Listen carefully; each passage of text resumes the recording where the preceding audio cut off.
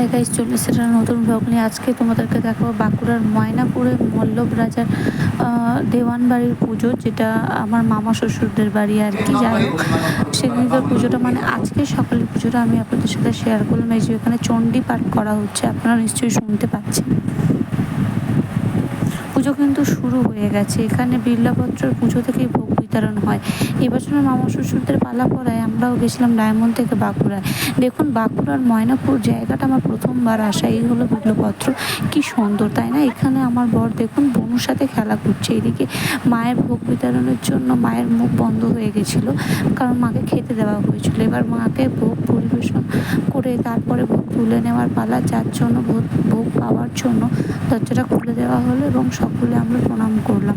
এখানে কিন্তু ভিডিওটা আমার বড়মশাই করে দিয়েছিলো, আমি আবার ওর দিকে তাকিয়ে একটু হেসেছিলাম। এই যে দেখো বাইরেটা কি সুন্দর তাই না? এখানে আমার ননদ, মাসি শাশুড়ি, মেসো মশাই সবাই এখানে উপস্থিত। এটা হলো আমার মামি শাশুড়ি।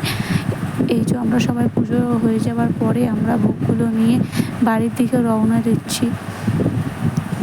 এখানে বোনও খুব চেঁচাচ্ছে, যার জন্য হয়তো শুনতে পাবে কি জানি না। আমরা তো একটা ছোট্ট ডালা নিয়েছি, কারণ বেশি বয়ে নিয়ে যেতে পারবো না। এই যে আমরা এইরকম একটা শাড়ি পরে সেরে নিয়েছিলাম সেদিন। মামনি ভোর 4টে উঠে ক্লান্ত হয়ে গেছিলো, যার জন্য আমরা ভোগগুলো নিয়ে বাড়ির উদ্দেশ্যে রওনা দিলাম। বাড়িতে এসে সবাইকে ভোগ বিতরণ করার জন্য এখানে রনি সবাইকে সাহায্য করছে। আর এখানে মামি, মামা, শ্বশুর, একটি মামি, মা সবাই মিলে দেওয়া থেওয়া করছে। বাইরে এত ভিড় হয়েছিল। এটা হলো সন্ধ্যেবেলা, ভোগের পালা শেষ। এবার যেহেতু আরতির পরে তালা চেপে দেওয়ার যেহেতু আমাদেরই দায়িত্ব, তাই জন্য মামা শ্বশুর এখানে তালা চেপে দিয়ে দিল। আমরা এবার বাড়ি চলে এলাম।